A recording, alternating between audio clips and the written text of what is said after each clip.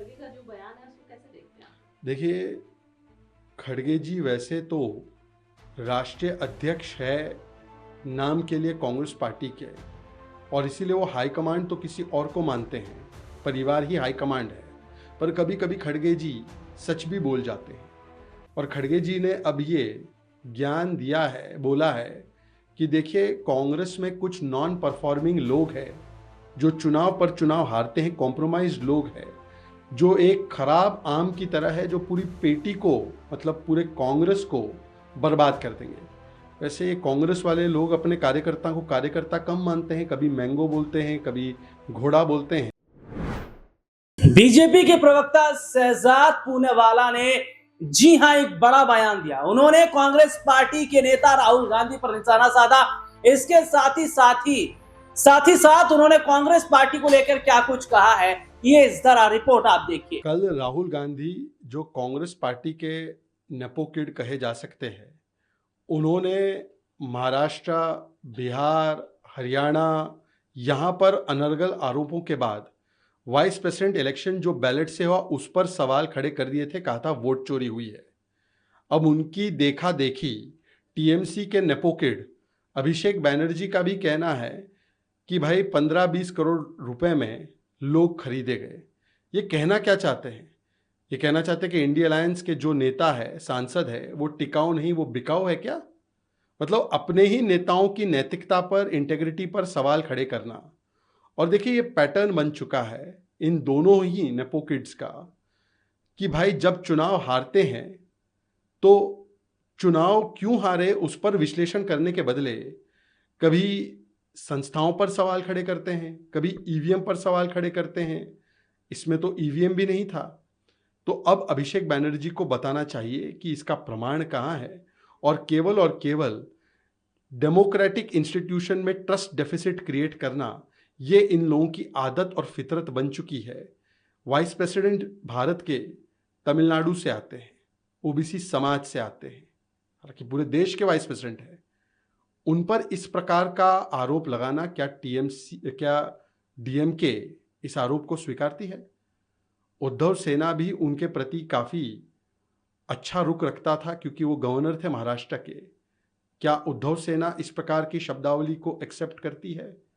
अब उनको बताना चाहिए कि अभिषेक बैनर्जी और राहुल गांधी के जो बेतुके कुतर्क भरे आरोप है, उनके प्रति उनका क्या स्टैंड है। देखिए, खड़गे जी वैसे तो राष्ट्रीय अध्यक्ष है नाम के लिए कांग्रेस पार्टी के, और इसीलिए वो हाईकमांड तो किसी और को मानते हैं, परिवार ही हाईकमांड है।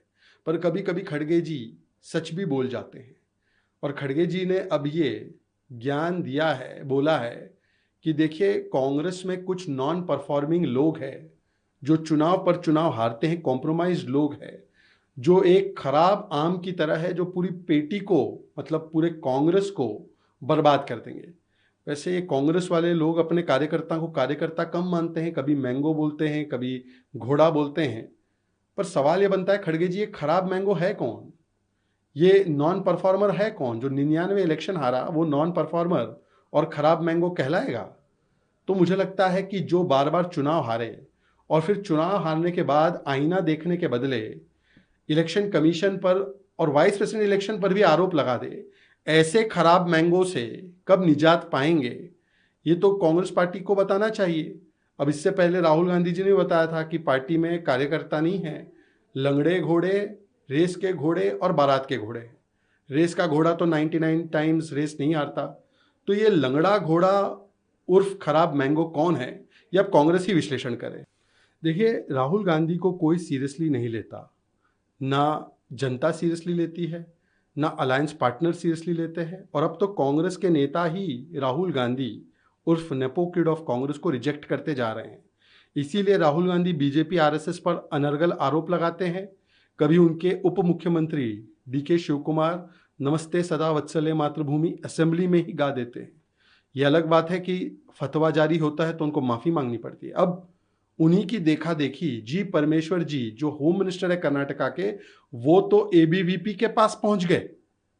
देखिए, राजनीति में तो हम कहते हैं कि कोई भी शत्रु नहीं होता, सभी लोगों का स्वागत है कि राष्ट्र एकता और राष्ट्र हित की भावना में जुड़े हो, पर कांग्रेस पार्टी और राहुल गांधी को ये सीधा संदेश है कि राहुल गांधी जो अनर्गल आरोप लगाते हैं, जिसको सुप्रीम कोर्ट भी खारिज करता है आरएसएस के विषय में, उस पर आईना दिखाने का काम अब मुझे लगता है जी परमेश्वर जी ने किया है। मैं तो केवल प्रार्थना करता हूं कि शाम होते होते कोई जी परमेश्वर जी को राजन्ना की तरह हटाया ना जाए, ना उनके खिलाफ कोई जो 10 जनपद से कोई फतवा जारी हो जाए। देखिए, जो वाइस प्रेसिडेंट का इलेक्शन हुआ उसे खड़गे जी और राहुल जी ने कहा कि वोट ऑफ कॉन्शियंस होना चाहिए, अंतरात्मा की आवाज़ सुनकर वोट किया जाना चाहिए, और ये बैटल ऑफ आइडियोलॉजी है। और यदि किसी ने अपनी अंतरात्मा की आवाज़ सुनते हुए, अपनी विचारधारा की आवाज़ सुनते हुए राष्ट्रवाद को नक्सलवाद के ऊपर, नैतिकता को लालू प्रेम के ऊपर, देश के संविधान को मजबूत रखने को चारा चोरी के ऊपर अगर किसी ने रखा है, तो ये तो अब कांग्रेस को बताना पड़ेगा, इंडिया अलायंस को बताना पड़ेगा कि जो ऑपोजिशन यूनिटी का ट्वीट कर रहे थे जयराम रमेश कि 325 लोग हमारे साथ है, तो ये ऑपोजिशन यूनिटी कहाँ गई? ये इंडिया अलायंस में मिशन और विशन नहीं है, यहाँ पर केवल अपना अपना एम्बिशन, डिवीजन और कंफ्यूजन है, और ये इसी का एक प्रमाण है। देखिए, राहुल गांधी को एक और झटका पड़ा है। उन्होंने जो वोट चोरी के नाम पर ट्रूथ चोरी का अभियान शुरू किया है, मतलब झूठ बोलो, झूठ बोलते रहो, हिट एंड रन करो, अब उस पर हाई कोर्ट ने करारा तमाचा दिया है। मद्रास हाई कोर्ट में राहुल गांधी के सारे जो सो कॉल्ड एविडेंसेस थे, so called power point presentation था, उसको लेकर एक पीआईएल आर्टिस्ट ने पीआईएल दाखिल की थी। मद्रास हाईकोर्ट ने उस पीआईएल को खारिज भी किया, कहा कि ये जो भी बातें कही जा रही है ये बेसलेस है, मतलब कि राहुल गांधी के आरोप बेसलेस है, और उन्होंने 1 लाख रुपए का फाइन भी लगा दिया है। अब सवाल ये बनता है कि महाराष्ट्र के विषय में आरोप लगाते हैं Rahul Gandhi, supreme court reject करता है। हरियाणा के विषय में आरोप लगाते हैं, कुमारी शैलजा रिजेक्ट करती है। बिहार के विषय में आरोप लगाते हैं, सुप्रीम कोर्ट उनकी बात को स्वीकारता नहीं है। अब मद्रास हाईकोर्ट से भी झटका पड़ा है, पर राहुल गांधी जी अब ये ट्रूथ चोरी के अभियान को एक कदम आगे बढ़ा चुके हैं। अब तो वो वाइस प्रेसिडेंट इलेक्शन पर भी सवाल खड़े कर रहे हैं।